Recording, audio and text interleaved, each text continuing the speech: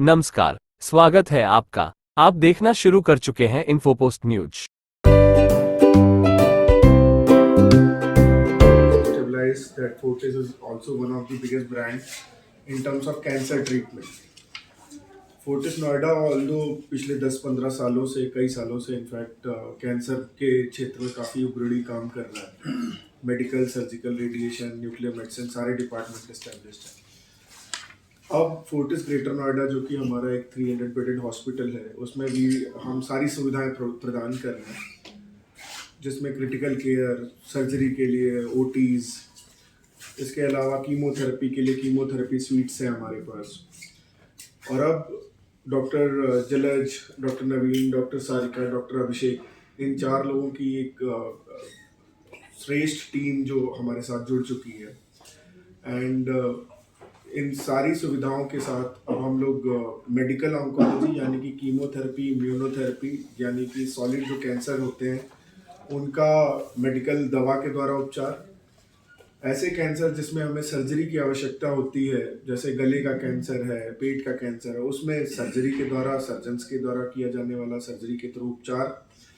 और अगर किसी भी तरह के हमारे पास रेडिएशन या सिकाई के द्वारा जिनका ट्रीटमेंट होता है, उनका हमारी फोर्टिस नोएडा के ब्रांच में सिकाई द्वारा ट्रीटमेंट किया जाएगा। तो ओवरऑल एक 360 डिग्री कैंसर प्रोग्राम हम लोग यहाँ पे शुरू कर रहे हैं। ओपीडीज सुबह 9 बजे से लेकर शाम के 5 बजे तक, मंडे टू सैटरडे, सारी मेडिकल ऑन्कोलॉजी, सर्जिकल ऑन्कोलॉजी की है ही। इसके अलावा 24 घंटे स्पेशलिस्ट की availability in case of any emergency is also there. So ये मेरी ओर से। Rest I would request doctor साहब आपको थोड़ा सा बताएं। इतना कहना चाहेंगे कि कैंसर जो है वो किसी भी अंग का हो, वो अगर अर्ली स्टेज में डिटेक्ट होता है तो ट्रीटेबल होता है, ठीक है। तो इसीलिए कहावत है कि cancer is curable if detected early, right. So वही हम, अगर सर्वाइकल कैंसर की बात हो रही है तो सर्वाइकल कैंसर में भी यही है। इसीलिए बोला जाता है कि cervical cancer is most treatable, and additional चीज सर्वाइकल कैंसर में है वो it is the most preventable cancer, right. So though it is a very common cancer worldwide, काफ़ी millions and millions of people have the cancer. और ये जो है ये अगर सर्विक्स की हम बात करें तो आप तो सभी को मालूम होना चाहिए कि फीमेल प्रजनन के जो यूट्रस होता है, गर्भाशय का मुंह, उसको सर्विक्स बोला जाता है। तो गर्भाशय के मुंह का कैंसर है, जो कि बहुत सारे फैक्टर्स होते हैं इसको कॉज करने में। क्लीनलीनेस है, पर्सनल क्लीनलीनेस है, फिर सेक्सुअल क्लीनलीनेस हम बोलें तो वो भी एक फैक्टर होता है कैंसर कॉज करने में। इसलिए ये कैंसर जो है प्राय उन फीमेल में पाया जाता है जो कि सेक्सुअली एक्टिव होती है, एक्टिव हो, इसलिए। और एक वायरस से होता है, HPV वायरस। तो इसी के बेसिस के ऊपर इसमें वैक्सीन भी बनी हुई है, तो प्रिवेंटेबल है बहुत हद तक। अगर इसका प्रचलन अभी इतना नहीं है, रिसेंट ईयर्स में ऐसा देखा गया, मतलब काफ़ी लोग जानने लगे हैं सर्वाइकल वैक्सीन के बारे में, तो वो भी दिया जाता है। तो कहने का मतलब ये कि हम इस कैंसर के से अच्छी तरह से लड़ाई लड़ सकते हैं। बस बात यह है कि हमें इससे अच्छी तरह से पेशेंट को स्क्रीन करना पड़ेगा। तो स्क्रीनिंग एक पार्ट है, वैक्सीनेशन एक प्रिवेंटेबल पार्ट है। ट्रीटमेंट में, सर्जरी में जो कुछ है वो ऑपरेशन होते हैं इसके, जिसमें हम पूरा निकाल दिया जाता है गर्भाशय अच्छी तरह से। एक कैंसर सर्जरी और एक गायनेकोलॉजिकल सर्जरी में फ़र्क होता है। तो ये बात सबको मालूम होनी चाहिए कि जब कैंसर सर्जन ऑपरेट करता है इसी एरिया में, वो एक अलग तरीका होता है जिसमें कि हम क्लियरेंस थोड़ा ज़्यादा देते हैं एज कम्पेयर टू जो लोग कैंसर की सर्जरी के लिए ट्रेंड नहीं है वो लोग करते हैं। तो ये ठीक है कि जब यूट्राइन कैंसर और cervical cancer, most of the times surgery एक क्वालिफाइड ऑन्कोसर्जन या सर्जिकल ऑन्कोलॉजिस्ट के द्वारा ही होनी चाहिए, और वही सब हम लोग यहाँ अवेलेबल हैं। और इस हॉस्पिटल में सर्जिकल ऑन्कोलॉजी हम प्राय शुरू कर चुके हैं। मेरे ख्याल से 6-7 सर्जरीज हो चुकी हैं, और भी जैसा पेशेंट्स आएंगे हम जाएंगे। एडिशन के लिए भी हम अवेलेबल हैं डॉक्टर, और बाकी डॉक्टर सारिया बताएंगे आगे क्या है। जैसा कि आप लोग को पता है, ये सर्वाइकल कैंसर अवेयरनेस मंथ है। तो सर्वाइकल कैंसर मतलब पिछले काफ़ी सालों तक फीमेल्स का मोस्ट कॉमन कैंसर रहा है। क्यों? क्योंकि उस टाइम हमारे इतना अवेयरनेस नहीं थी सर्वाइकल कैंसर को लेके, गर्भाशय के मुंह के कैंसर को लेके, क्योंकि उस समय ये वैक्सीन्स नहीं थी और क्लीनिनेस पे इतना ध्यान नहीं देते थे, टॉयलेट्स वगैरह क्लीनिंग और ये सब इतना नहीं था। और इसके मेन रिस्क फैक्टर्स होते हैं मल्टीपल सेक्सुअल पार्टनर्स हो, स्मोकिंग हो, या फिर ये HPV इन्फेक्शन। ये मोस्ट कॉमन कैंसर कॉजेस माने जाते हैं, इसके रिस्क फैक्टर्स रहते हैं। तो इनकी अवेयरनेस धीरे धीरे बढ़ी है, तो ये हमारा डाउन आ गया है। और लाइफ स्टाइल चेंजेस से क्या हुआ, ब्रेस्ट ने सरपास कर दिया है इसको, सर्विक्स कैंसर को। पहले फीमेल में सर्विक्स कैंसर मोस्ट कॉमन था, now days due to life style changes become breast cancer most common female cancer. इसकी अब ये वैक्सीन को ज़्यादा अवेयरनेस क्रिएट की जा रही है, क्योंकि prevention is better than cure. तो प्रिवेंशन के लिए एक सर्वाइकल वैक्सीन आ रही है, जो हम प्रमोट करते हैं कि 9 इयर्स की एज से देना चाहिए हमें बच्चों को। लेकिन अगर किसी एक वजह से नहीं दे पाते हैं तो एक रेंज बनी है 9 to 46, लेकिन मोस्ट इफेक्टिव है 9 to 12 इयर्स की एज में अगर हम देते हैं। तब हम उसे अगर 9 to 12 की देते हैं तो सिर्फ 2 डोजेस दी जाती हैं। अगर जितना हम लेट देते हैं तो उसकी इफेक्टिविटी भी वैक्सीन की कम होती जाती है, और फिर हमें डोजेस भी 3 डोजेस देनी पड़ती है। लेकिन हम अगर 26 है या 30 की एज में भी अगर किसी फीमेल ने नहीं ली है, कोई रिस्क फैक्टर है या कुछ कहीं से ये डायग्नोज हो रहा है, तो हम वैक्सीन उसको दे सकते हैं। और ये होता है कि हमें रेगुलर स्क्रीनिंग का एक तरीका होता है, जो भी सेक्सुअली एक्टिव है उसको ईयर में एक बार पैप स्मीयर कराना चाहिए। ये इसका स्क्रीनिंग टूल है मोस्ट इम्पॉर्टेंट। इसकी वजह से ही एक स्क्रीनिंग इतनी एडवांस हो गई, हर आप CSC वगैरह सब जगह पैप स्मीयर हो रहा है आजकल। उसकी वजह से भी ये डाउन हुआ है, क्योंकि अब इसकी अवेयरनेस बढ़ी है।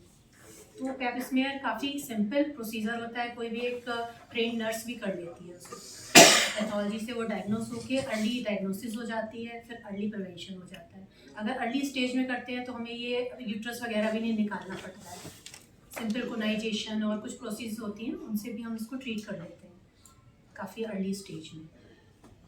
तो ये रहता है। बाकी मेडिकल एडवांसमेंट इतने हो गए हैं, सर्जरी है, कीमो है, रेडिएशन है। रेडिएशन भी 2 टाइप का होता है, एक्सटर्नल रेडिएशन होता है, इंटरनल रेडिएशन होता है। इंटरनल रेडिएशन होता है जिसे ब्रैकीथेरेपी कहते हैं, उससे हम इसका ट्रीटेबल कैंसर है कंप्लीट। लाइक जैसे सर ने कहा कि अर्ली स्टेज में क्यूरेबल होता है। तो ये चीज़ है। और कैंसर चूँकि हम सब जानते हैं एक गहन बीमारी है, और सिर्फ उससे जो मरीज़ जिसको कैंसर होता है वही सफ़र नहीं करता। जो हम लोगों ने इतने सालों में अस्पताल के क्षेत्र में रह के देखा है, पूरा परिवार इस चीज़ से सफ़र करता है। तो फोर्टिस जैसे अस्पताल या ऐसे अस्पताल जिसमें मल्टीपल डायमेंशनल केयर हो, ऐसे को क्यों चूज़ किया जाए? क्योंकि आपको ना कि कैंसर में ऐसा नहीं है कि सर्जरी होने के बाद में सब कुछ ठीक हो जाता है। कैंसर होने सर्जरी होने के बाद आपको एक अच्छा पैथोलॉजिस्ट चाहिए होता है, हिस्टोपैथोलॉजिस्ट, जो सेक्शन की जांच करता है, आपको बताता है। आपको एक अच्छा रेडियोलॉजिस्ट चाहिए होता है, अगर CT स्कैन कर रहे हैं या अल्ट्रासाउंड कर रहे हैं तो।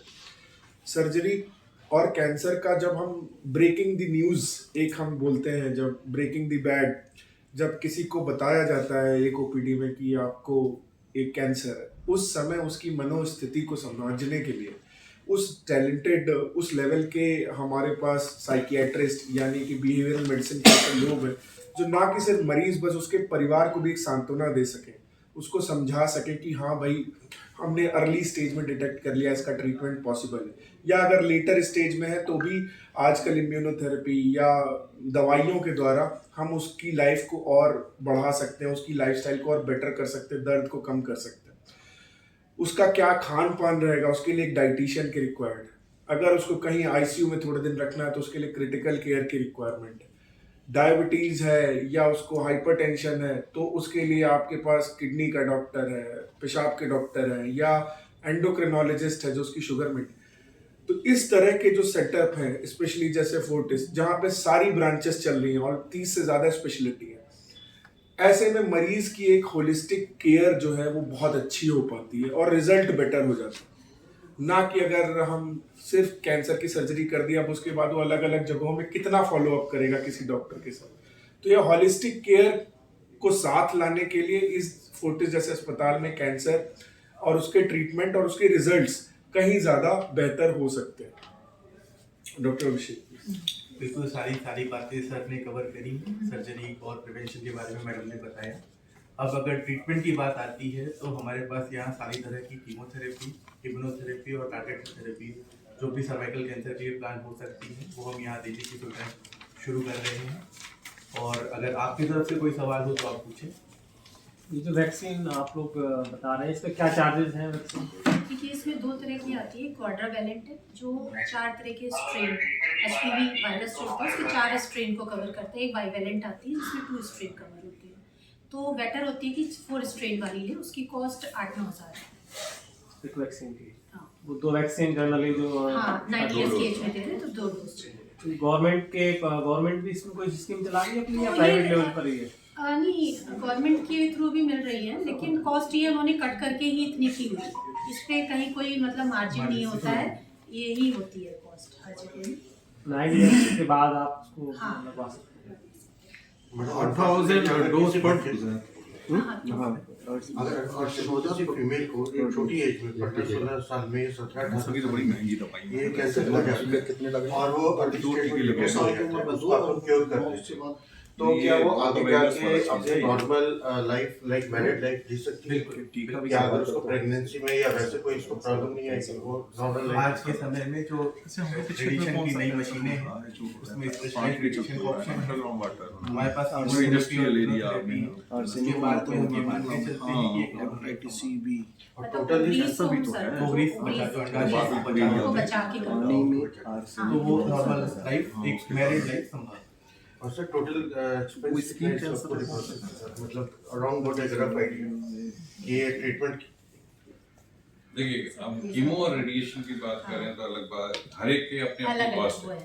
और सर्जरी भी surgery versus chemo plus radiation सब ऐड अप होता जाता है कॉस्ट में। अब आप एक एग्जांपल लेके चलें कि एक पेशेंट है जिसको केवल कीमो रेडिएशन ही दिया हमने, ठीक है, तो उसके लिए आई थिंक 30,000 पर साइकिल।